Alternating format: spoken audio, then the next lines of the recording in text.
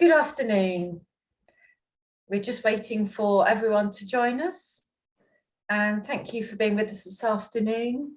And we're just going to talk about our board meeting at the end of May. So we do invite you to ask questions. You can do so via the chat function as we're going through, and we will address them at the end of the session. So we're going to be using Zoom, which I think you are all familiar with now, and the session will be recorded, and we will put this on our website early next week. So if you send your questions to everyone, that's fine. We did have a discussion about how best to do this at a previous session, and this means that everybody will see your question, and we hope that's all right with you. And we will prioritise questions that are about the process, because the aim of this session is to really set out the process that we are going through as a trust board, and also the process that we have created for you to give us your feedback. And on to the next slide, please. So this is really what today's session is: context of the national picture, so the new hospital programme, where we are in the business case process, the key decisions that we're going to be taking in our June board, which is actually on the 31st of May because of the Jubilee, how you can give your feedback. And as I said just now, the questions that we will take after the presentation are really, we hope, about the process, just to make sure that you understand what we're doing and what you can do to give your feedback. And if there's time after that, we will move on to some more detailed questions. So I'm now going to hand over to Helen Brown, our Deputy Chief Executive. Thank you. Thank you very much, Louise. So I'm going to start with a bit of national context, which is obviously really important. I know that most of you will know this, but I'm going to recap anyway, just to set the context. So the new hospital programme has a mandate to deliver 48 new hospitals by 2030. That is a change, obviously, from the original HIP programme that was announced in 2019. The 48 schemes are divided into what are called 5 cohorts, and we are part of cohort 3, which is made up of 8 larger Pathfinder schemes. So the current funding for the new hospital programme is 3.7 billion. That's the funding that they've been given to 2025. That clearly isn't the funding for all 48 new hospitals by 2030. So work is underway to secure the funding that is going to be needed for all 48 schemes. And the new hospital programme have submitted a programme business case to the Treasury, setting out the funding that they believe is required for all 48 schemes over the next period of time to 2030. And that programme business case, called the PBC, includes an estimate of the current cost of preferred options for all 8 Pathfinders. So for our scheme, back in the summer, we gave an estimate of what we thought the capital cost would be for our preferred option. And as you already know, that is now in excess of £1 billion funding. And all the other Pathfinders have submitted their estimates, and they've seen similar increases in the capital costs for a range of reasons that we've discussed before.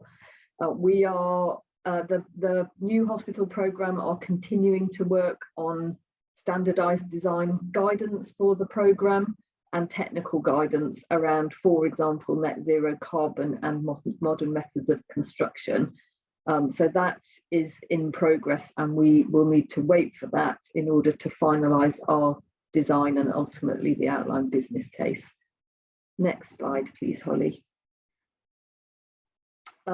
So at the moment, the funding that the new hospital programme holds is limited, that 3.7 billion, because it's going to existing hospital build programmes that are in build, such as Brighton and Midland Met. It's going to cohort 2, which are some smaller schemes to deliver by 2025, and it's funding the programme costs of the new hospital programme, and all of the pathfinders and other schemes. So although 3.7 billion is quite a lot of money, it's also pretty fully committed. We do hope to hear more in the autumn about the overall funding settlement, but until that time, funding that is coming through to us now to develop our business case is limited, and that means that we're having to think very carefully about what work we do at this point in time, what we can progress and what we need to effectively pause for more funding to come through. We're not alone, all the pathfinders are in the same position, and the other thing that we are hearing now is that decisions about timing for order, whether all the pathfinders go at once to deliver to a frame, or whether there's some phasing may be needed later this year. Funding position is clearer. In that context, it's really decision makers understand the urgency of our case for change and see that we are ready to progress quickly once national decisions are made. And we have been clear that we are ready, willing and able to proceed. Appropriate funding and approvals are in place. So that's a quick overview of the national position. Moving on then to where we are in the business case process. Now, this is a bit of a recap. Again, I suspect most people on the call today will be familiar with the three-stage process: strategic outline case, outline business case, full business case.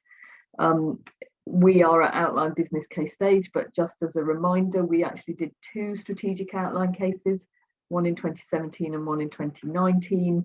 That outlines the case for change, the clinical model, the demand and capacity assumptions, identifies a preferred way forward, which was ultimately across those two strategic outline cases to redevelop our current 3 hospital sites, and gives a high level concept design and costs. Following those 2 cases, there was the HIP announcement and the establishment of the new hospital programme, and subsequent to that, a letter from regulators confirming that as we progress into the outline business case stage, we could consider options that replace the main clinical block here at Watford into the outline business case stage. So one of the challenges at outline business case stage is that we don't have quite such a clear and firm start point from the strategic outline case as you normally would, because of that changing environment and the changes between 2017 and 2019. But effectively, we are not tied to the 350 million funding envelope that we were tied to in 2019. So moving on to talk about where we are in the outline business case process. So again, I guess that most of you are now familiar with the 5-case model that is set out in the Green Book, Treasury guidance around public sector investments. And there are 5 cases: the strategic case, the economic case, the financial case, the management case, and the commercial case. And we are at the point where we have done significant work on the strategic, economic and finance cases to enable us to identify preferred options for each site.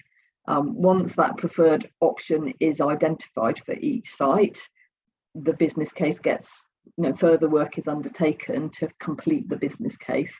So effectively, the business case kind of falls into 2 halves. The first half identifies the preferred options, and the second half says, okay, these are the preferred option, here's the detailed design, cost, timeline, how we're going to deliver it, both in terms of our delivery capability and the commercial model. So we're at that kind of pivot point in the development of the outline business case. And the later chapters really assess the impact of the preferred option. But the finance case is important because there's no point identifying the preferred option unless we can demonstrate that it is affordable. And that is what the finance case, as it currently stands, is doing. If you move on, Holly. So I think I've probably covered this slide in advance, but effectively once we've got preferred options confirmed, we need to complete the detailed designs. These are called 1 to 200 or REBA stage 2 designs. We need the further guidance that I've already mentioned from the new hospital programme to do that. We can then absolutely finalise capital costs, OBC stage capital costs and the delivery timeline, and we may need to update the finance case to reflect further refinements through that process. And we then develop the commercial case, which really is now pending guidance from the new hospital programme, who are developing a national commercial strategy. So that's where we are in the outline business case process. So turning to what's happening this month, and taking one step back, we have undertaken a review of the shortlist. So before we go to the preferred option recommendation, we will be taking a paper and the board will be considering whether or not we should reopen the shortlist to allow for detailed consideration of any non-Walford new site options, and I'll say a bit more about that in a minute, and a recommendation following that, and assuming that the decision is not to reopen the shortlist, we would then move on to consider the preferred option recommendations for the 3 hospitals. So that's what's happening in May. Go to the next slide. So I'm going to give you the headlines of what the papers are saying. We will be publishing the papers in draft this afternoon, but they will be further revised and finalised for board consideration over the next 2 to 3 weeks before coming through to the board. And one thing I want to say before I talk about either the shortlist paper or the preferred options is it's worth bearing in mind that this is really complicated and technical analysis, and that the papers will change both between now and the board, and between the board decisions and the final outline business case, certainly in terms of detail around key assumptions, numbers in the business case. However, we don't expect the core recommendations to change unless something very material changes in the national or local context. So turning to the shortlist review paper, we agreed the shortlist in October 2020. We've been working since that time, doing a great deal of technical work to refine the options, to cost the options, to look at the feasibility, etc. But over that period of time, capital cost estimates have significantly increased and the timelines have extended.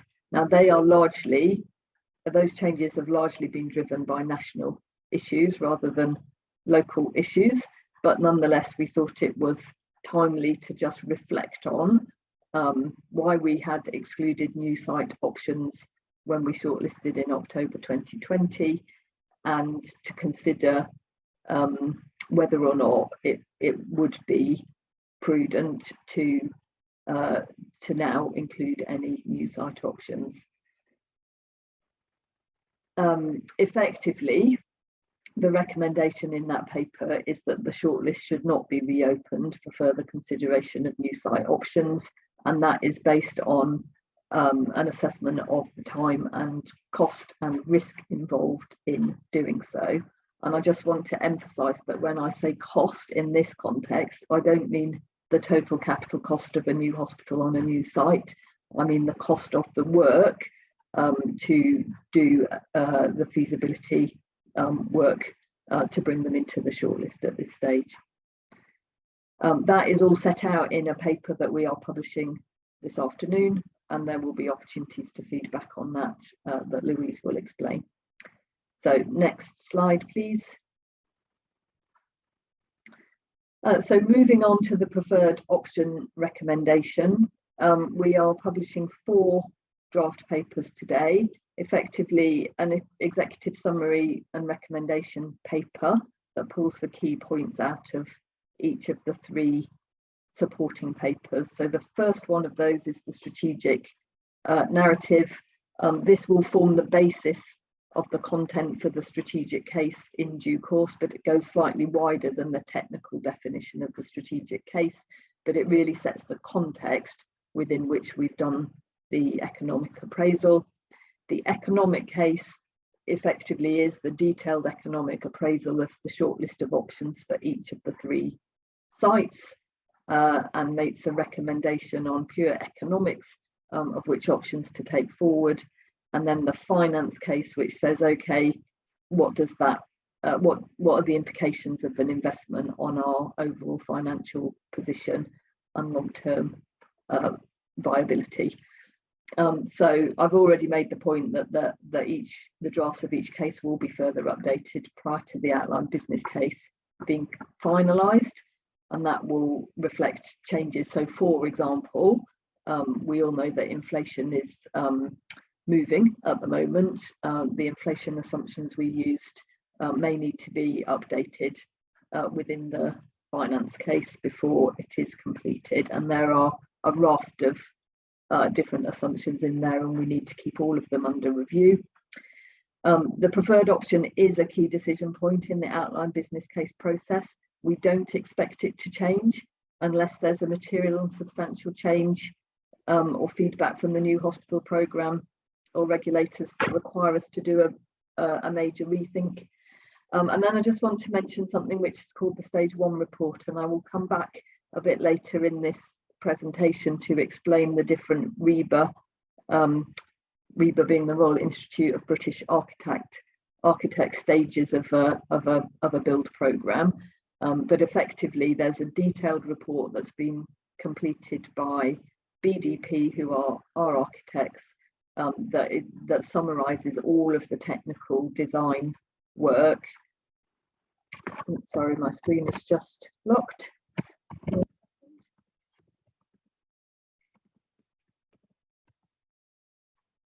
The BDP report, which summarises all of the really extensive technical work that they and our costed advisors have done that feeds into the economic appraisal. We will be publishing that later this month, and it will be available on the website. Moving on, next slide. So these slides I'm going to go really quickly, but the strategic case overview, I think you'll be broadly familiar with this. You know, who are West Herts? What's our future clinical model? What's the case for change? How big should the hospitals be? So what's the capacity we need to plan for? How are we going to deliver the change that we need to models of care to work in the newly designed hospital and new system models of care? What might impact on our plans and how have we engaged? So that's an overview, and the slides that we'll be sharing later today just summarise that. The economic case, now this is a pretty technical piece of work. It's in line with the Treasury guidance. It's called a CIA, Comprehensive Investment Appraisal. It includes the work that we did in 2020 on the long list appraisal, because that's a key part of the economic case. The new content is really around the shortlist appraisal, which identifies the most economically advantageous options. There are 2 key measures of that. One is the net present social value, and the other is the benefit to cost ratio. The papers that we've published today have tried to explain this in reasonably accessible terms, but I'm going to hold my hands up and say, look, this is really technical, and it's not primarily intended for a public audience. It's primarily intended for the board and, even more importantly, the regulators, the Department of Health and the Treasury. So if you struggle to follow all of the technical language, I can only apologise, but it is a technical process.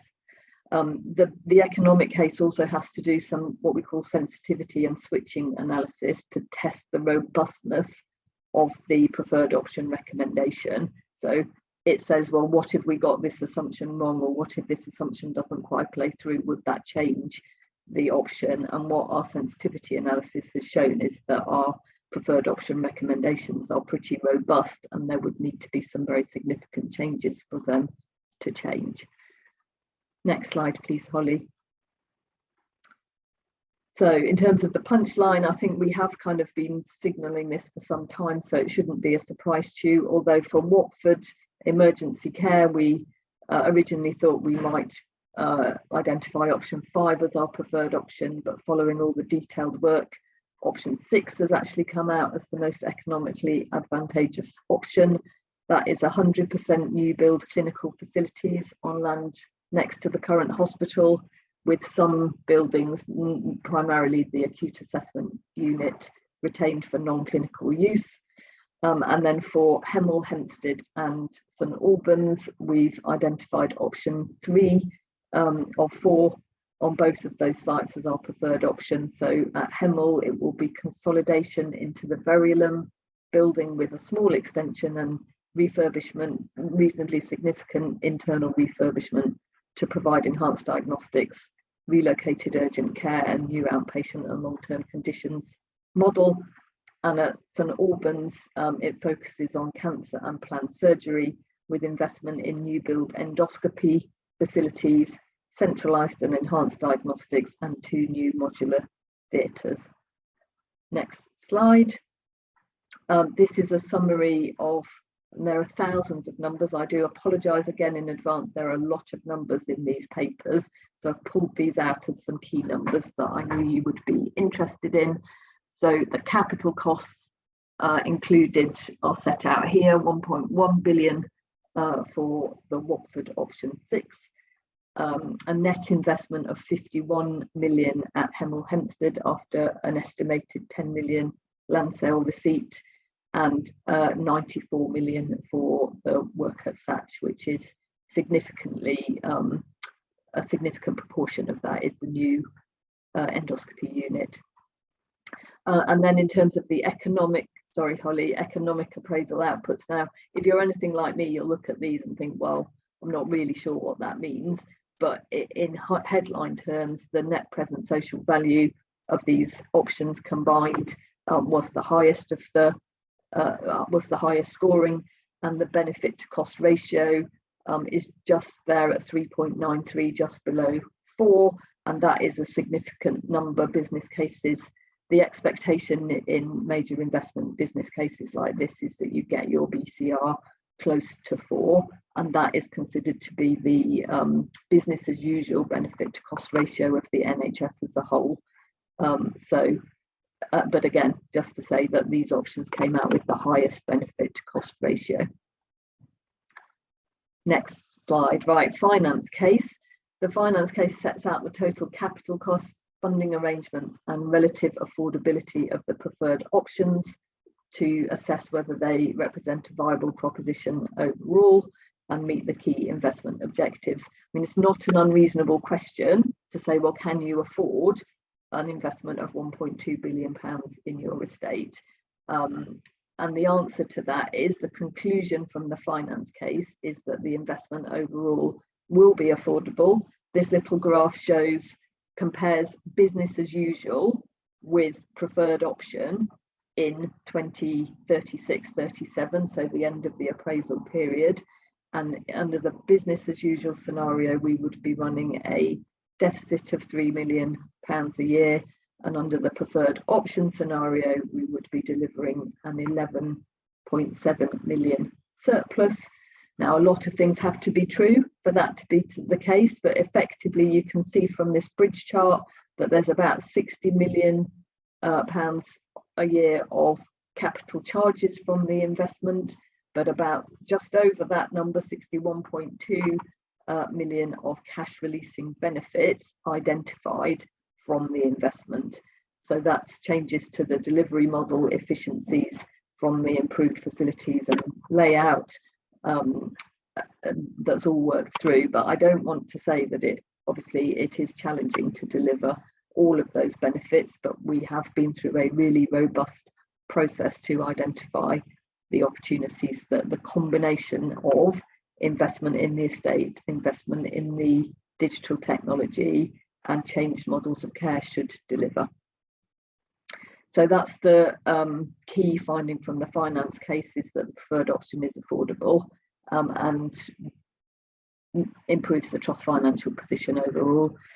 This is just a slide that explains the REBA stage design stages. So you start at 0, goes all the way to 7 when the new facility's in use. At this stage in the outline business case, we have completed stage 0 and 1 for the shortlisted options. Once we've got preferred options, you complete stage 2. We've done some work on stage 2 to help us with the planning consent, outline planning consent at Watford, and to help really test the options and the work. But it isn't finalised stage 2. That will only happen once we've confirmed the preferred option and we've got that further guidance I've already referenced. And then at full business case, you do stages 3 and 4, and stage 5 there is when you're actually in build. So when we talk about stage 1 report, which we will be sharing with our board papers later this month, it's a 400-page report. It's really detailed, but much more detail is still to come. I think that's me done, so I'm going to hand back to Louise, who's going to explain what happens from here. Thank you, Helen. So as you can tell, there's an awful lot of reading coming your way. So we're working hard to make sure that all of our papers that we've talked about are ready and on our website this afternoon. So just to remind you, the papers that you'll be able to look at later today are the shortlist review, which is the paper that addresses whether the shortlist should be reopened, and you've heard Helen talk about that. And then the preferred options for each of our 3 hospital sites. And then there will be the strategic narrative, economic and financial case. And the strategic narrative is going to be in a slide pack format, and we will change that as we get closer to the board into a sort of formal paper. The content won't materially change, but we will reformat the paper. And we will also publish with the board papers the stage 1 report, which Helen mentioned, and that's the very technical report that is prepared by the architect.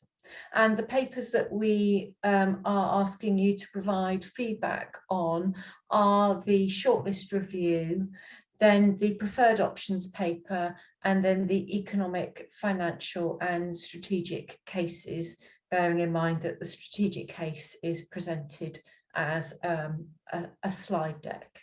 So we are asking for feedback in normal narrative open text.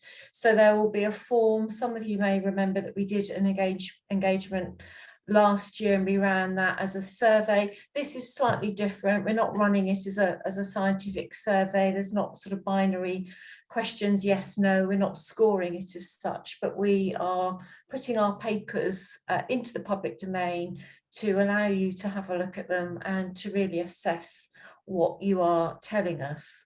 And with all the feedback, we will look at what of that feedback is relevant to the board meeting on the 31st of May, and what else in your feedback is relevant to the ongoing work. So the continued development of the outline business case, the continued transformation of our services. So it's likely that there will be feedback that is relevant for the 31st and some that is relevant for the bigger picture, really, of what our services will look like in the future.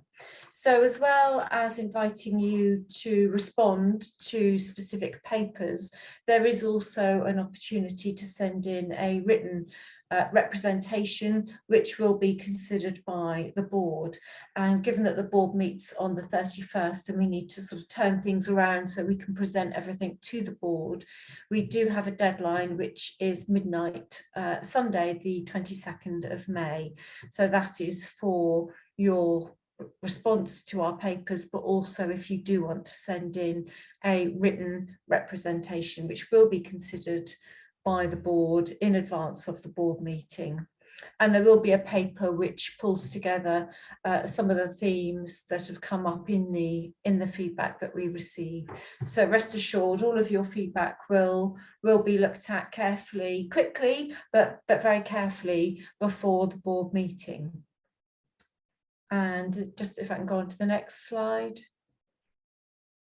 So yes, this just refers to some of the engagement sessions that we've already had. So thank you if you've been able to join us. But as you know, we're trying to sort of gauge opinion and get your feedback on a range of topics. So just a reminder that if you missed it, we do have copies, we do have recordings rather, of the session on same-day emergency care and also the virtual hospital model. And we do also have a session coming up on transport or travel and access, which is on the 26th of May. So I think we can now move into questions, and we're going to start with questions that are most relevant to the session today, so where we've been looking at the board meeting at the end of the month and where we've been talking about your opportunity to feedback. And so I'm just having a quick look. So I think it's probably worth starting, because it's related to papers, a question from Hearts Valleys Hospitals. And the question is about the committee, our Great Place Committee. I had a meeting on the 21st of April and reviewed documents, and the board received these papers yesterday and discussed them in part 2, which is our part of the board meeting, which isn't open to the public. And the question is, was the board in support of the recommendation not to reopen the shortlist to evaluate clear sites because of the cost, and if it did, it would be a clear admission that the previous site review was a SOP.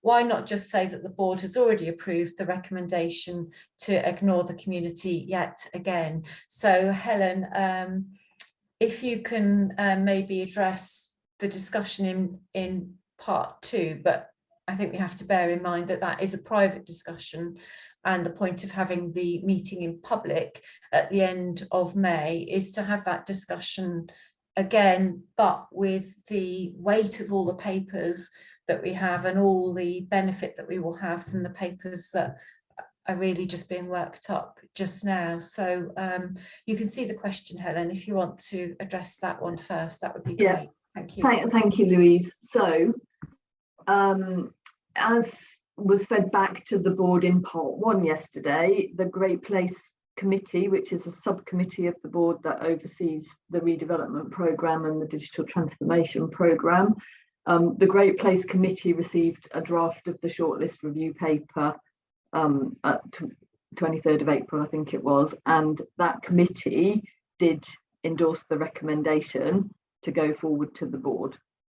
So that's the stage of the process that we were at. The board yesterday received a copy of that paper really for information and as a courtesy, because we were due to publish it today. So it's not unreasonable that board members should get some sight of draft papers that were being published today. However, they were not asked whether or not they supported the recommendation, because that is the discussion that is going to take place on the 31st of May meeting, taking account of feedback that we get over the coming weeks. But obviously, cards on the table, that is the recommendation that is being made, and it has been supported at this point by the Great Place Committee, subject to hearing what comes through from this feedback exercise. The committee will meet again informally before the board to hear the feedback and to consider whether that changes its recommendation to the board.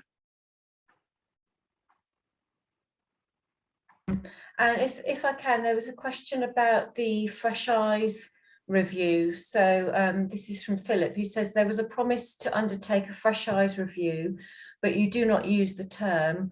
What you have described is not in line with the guidance on Fresh Eyes published by NHSE and and why has the policy changed? And I guess that might be something about semantics.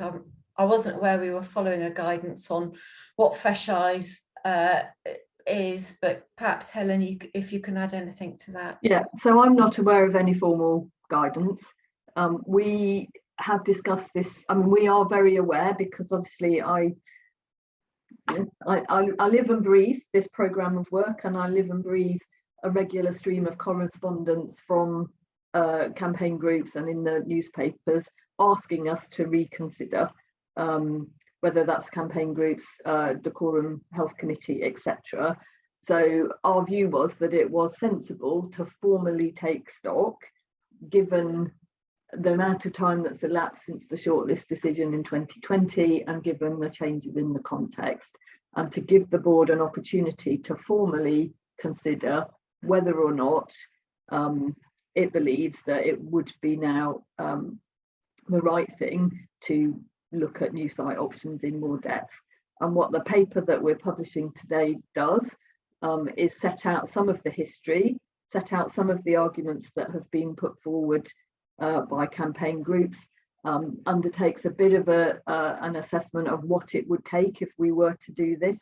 So were the board to decide that they did want us to look at new site options, what that would take in terms of time and resource, and the implications for the business case, and effectively makes a recommendation based on the fact that our assessment is that it would take between 18 and 24 months to do that work in total, to get us back to the position we are at now, and ready to complete the outline business case stage. And given the urgency of the case for change and the importance really of being at the front of the queue for funding in the new hospital programme, and given that we genuinely believe that we have a good solution. I know that some stakeholders do not agree with us, but that's the recommendation that's going to the board. In terms of the wording, yes, maybe fresh eyes was not quite the right words to use. It's the term we use in the hospital when we ask clinicians to review patients on the wards if we need to create capacity in the hospital. So it's a phrase we use in the hospital quite a lot for day-to-day business. I think we've called this paper Shortlist Review. I think that is a fair description of what it is, and the board will have that information plus all the information from stakeholders and representations when it reaches its decision at the end of this month. Thank you, Helen. There's a question, I think it's another one of Philip's, but it does relate to something that we heard in the presentation, which was about pausing, or you were talking about phasing, because it would be very difficult for all of these projects to all move ahead at the same pace at the same time. And Philip asks, is there a risk that a complete pause on development work, e.g. with BDP, will be needed again as last year? And I think it's probably worth saying that we didn't actually really pause with BDP. We thought we were going to, but the money did come through. But Philip has a good and relevant question there about pausing. Yeah, so there is,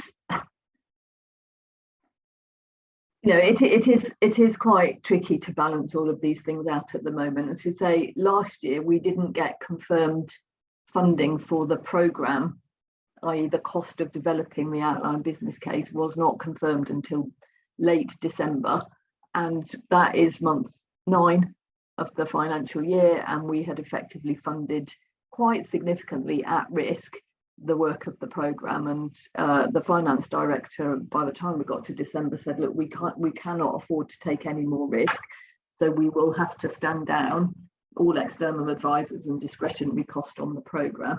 Fortunately, as Louise says, before that happened, the funding confirmation came through, and actually it was rather more generous than we expected for the final quarter of the year, so we had a bit of a push forward. This year we have got a similar challenge in that the funding, we've had confirmed funding now from the new hospital programme for the year. It isn't sufficient to complete the outline business case by any means, and it isn't sufficient to complete what we consider to be essential work to keep progressing our plans. So the trust has made a provision within its capital programme, a relatively small provision within its capital programme, to enable the core programme team to continue. We have, however, stood all of our external advisors down with effect from effectively the middle of May, because we had pieces of work and contractual arrangements in place and notice periods, etc. So until additional funding is confirmed by the new hospital programme, we are going to be on a internal team only basis and a relatively constrained.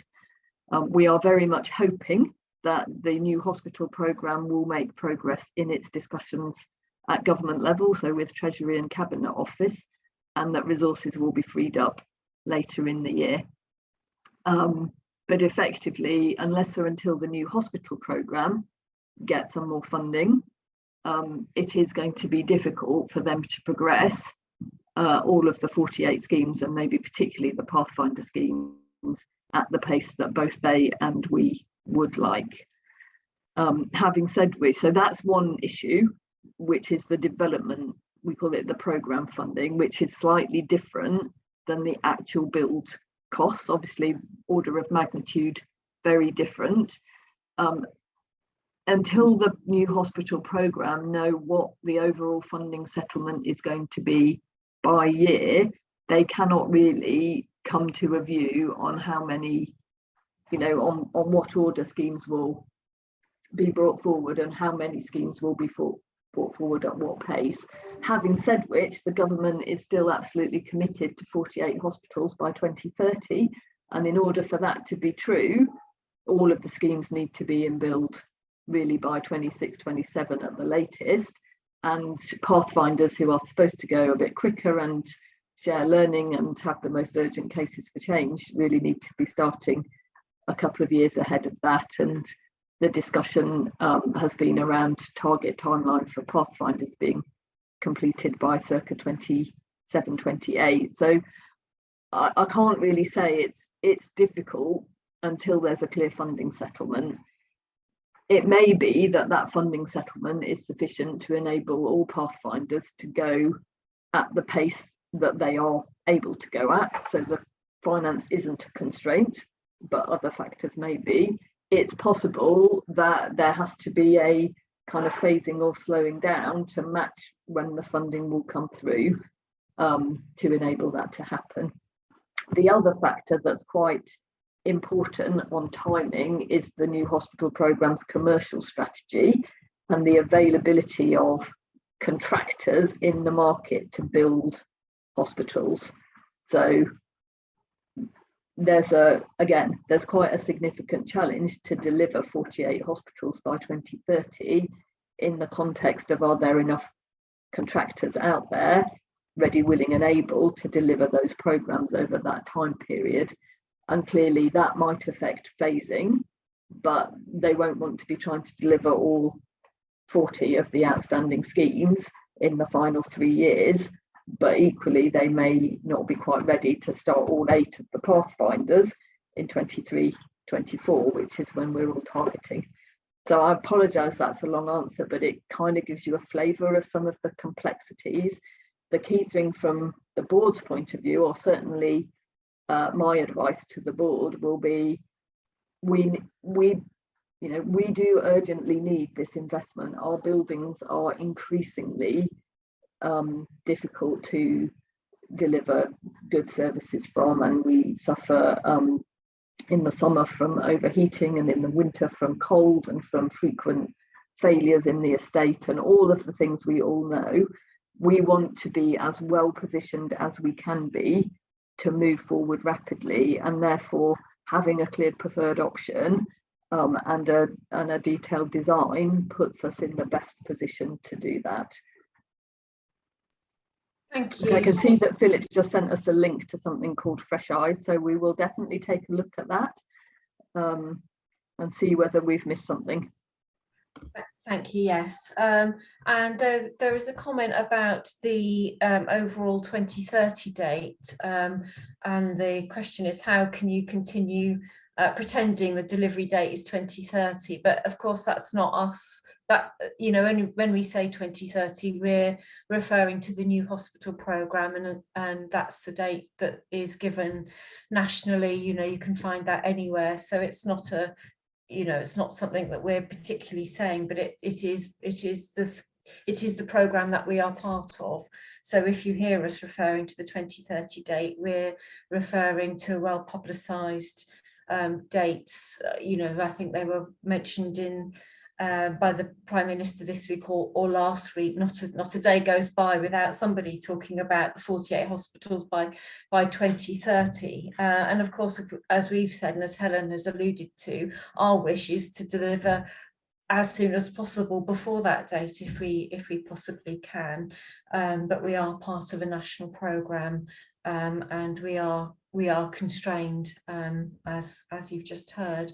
There was a question here about some changes in our leadership team. So well, we should congratulate Helen because she's going to be the Chief Exec of the Whittington Hospital. But those of you who've been following this story for a long time will know that she's been sort of instrumental to where we've got to. But Helen, I hope you won't mind me saying that you're not the only one who's been dealing with the redevelopment and pushing this forward. So although we're very sad to lose Helen and Christine, our Chief Exec, there's a pretty mighty team with decades of experience. But perhaps you could give some flavour of what's going to happen with the team leading on this project. Yeah, no, I completely agree, Louise. So there'll be a lot of continuity in the team, and people who colleagues on the call will have seen and met over the years as well. So we have Esther Moores, who leads the clinical work stream, worked at the Trust for 10-15 years, so really knows things well. Tim Duggleby, who's our strategic lead on the redevelopment, again knows the programme inside out. Paddy Hennessy is our Director of Environment, also worked here for a long time, really expert, knows the programme inside out. Don Richards, who's our Finance Director, has led all the economic and financial appraisal. Louise obviously knows the stakeholder context and has led the engagement and comms work stream very ably. So all of those people remain.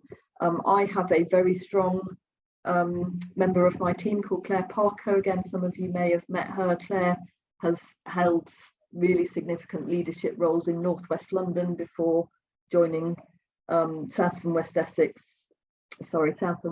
Hertfordshire and the Trust a couple of years ago. She will be taking overall leadership for the programme when I move on, certainly on an interim basis. And then Matthew, who's our new Chief Executive, will be joining. He's currently at the Cabinet Office, so he obviously knows very well how government works. He will be getting full briefing on the programme. He will be making decisions about what he wants to do with my role going forward. But the expectation is that he will appoint a clear senior responsible owner for the programme, and Claire will fulfil that function for the time being until Matthew makes a decision about the longer term arrangements. So yes, you know, people do move on, but there's a great deal of expertise and continuity in the team. And obviously I know that campaign groups have contacted Matthew already. You know, Matthew will want to understand the detail and come to his own views on whether we're pursuing the right option. But I think it is also important to say that this is a collective board decision. The chairman, the non-execs, the directors, the voting members of the board. Matthew is key, but it's not about what the chief exec thinks. It's a collective board decision and strategic programme to be taken forward. Thank you, Helen. We don't have any more questions about the process, about really the topic of the session, but we do have some financial questions, and I don't know if you can see them in the chat, but one is about the cost of kind of servicing the debt or the financial arrangements. So it is a question about how we could afford to finance an additional loan repayment of at least 60 million a year. And I guess this is what the papers will set out in a bit more detail. But would you mind just commenting on that, please? Yeah, so the papers do set this out in more detail. The economic case explains all of the benefits that we have identified from implementing the preferred option. Well, in fact, all of the options. So we developed a benefits framework. It identified all of the potential benefits, so both cash releasing benefits, things that will deliver a reduction in cost, and non-cash releasing benefits, so that quantifies improvements in patient experience, for example, as well as societal benefits. And this is clearly set out in the guidance. So the total available benefits have been assessed, and then the percentage of that you get in each of the options has been assessed to help with the analysis. You're right in that £60 million capital charges is significant, and 60 million of savings to be delivered through this investment and changes is challenging, but the detail is all set out there, and it is based on benchmarking around costs and those kind of issues. There are some things that might improve the position. So we're still working on something called an impairment, which is a change to the valuation of the estate. So 60 million capital charges is based on the total capital build cost of 1.2 billion, less 20%, which is an impairment, a bit like a new car. When you drive it off the forecourt, it's not worth as much as you paid for it. The same is true of a new hospital in strict valuation terms. We are still waiting final further guidance on impairment, and it may be that we have underestimated the impairment, which would improve and reduce the capital charge payment. The other thing that's potential is that the percentage dividend payment that we pay may be reduced at a national level, because there's been some discussion about this nationally for a couple of years now. And then the other thing that may change and improve this position, which isn't factored into the finance case as it stands, is effectively some financial support from the centre that recognises that the hospitals or providers where there's been a significant capital investment may need support funding to afford that for a period of time, and that has happened historically and may happen again. But they're fair questions, but our view, I suppose I sit here thinking, well, we all agree. I know there are things we don't agree on, that our buildings are not fit for purpose and we want to see new build facilities for clinical care. We have carefully and conscientiously costed that. And this is the cost that comes through based on all of the guidance around what's expected. And there would not be a material difference in the cost between redeveloping at Watford or redeveloping on a new site. So in terms of these questions, yes, it's going to be a challenge, but we think it's the right thing to do because we believe we need new build clinical facilities for the benefit of patients. And regardless of whether it's option 5 or option 6, or whether it's this site or a new site, we need to demonstrate that we can make this affordable for the health system. Thank you. And there was another financial question, which was about inflation, and I think again that is an area where we have to follow guidance, and we're using the rate that has been suggested to us. Is there anything you can add on that? We've been asked about the assumptions, Helen, on inflation contained in the financial case. Yes, well, again, a lot of the assumptions that sit into this business case are mandated So we don't make up our own inflation assumptions. There is a standard NHS inflation assumption. Now, clearly it is hotly debated right here and now, and actually it's got quite a big impact on this year's financial plan, because at the moment we've been funded for 2.3% inflation, and we all know that NHS, well, real life inflation is running much higher than that, and NHS inflation is also running higher than that. So watch this space. We expect that that inflation assumption will change. It will change for everybody, and then that will have to be fed through into the numbers. I don't know what to say on that. I can see that, you know, this is where open chat and, you know, I know you'd love to be able to say this verbally to me, Steve, nonsense. I'm presuming that that comes from what I've just said about the cost of a new hospital on a new site not being material cost of a new hospital on the Watford site. I think we're going to have to agree on that point, but I can point to all of the other Pathfinder schemes, not all of whom have put their costs in the public domain. We're talking about are broadly equivalent in square metre comparison to the other schemes. I wonder, Helen, if you could just address the issue of cost comparison, because that's something that we've responded to other fora on. So, for instance, the chair of the Health and Decorum committee asked us about cost comparisons, and you sent quite a detailed letter. I know we've only got a couple of minutes left, but it might be of interest to people on this call why it is that we didn't do a cost comparison and why they are so difficult to do. So it is set out in the letter that we wrote to Councillor Binder, and we can share that with people on the call and put it on our website. It is also covered to an extent in the shortlist review paper that we will be publishing later. But if effectively, in order to do a proper cost comparison, there's a lot of work that would need to go into that, because first of all, you'd need to say, well, if we were looking at a new site, what would the clinical service offer be on that site relative to the clinical services delivered from the current 3 hospitals? And there are different opinions on that. We would have to work that through to then size the new hospital on the new site.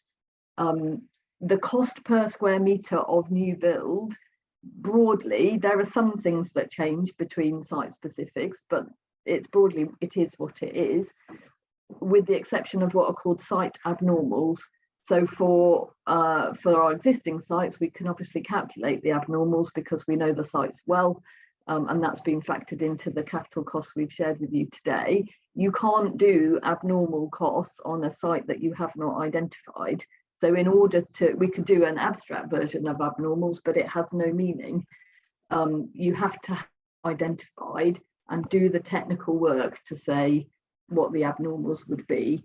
So genuinely, there is no meaningful way to do an equally robust capital cost for a new site option as we have done for our existing shortlisted options, without doing really significant work to make it comparable.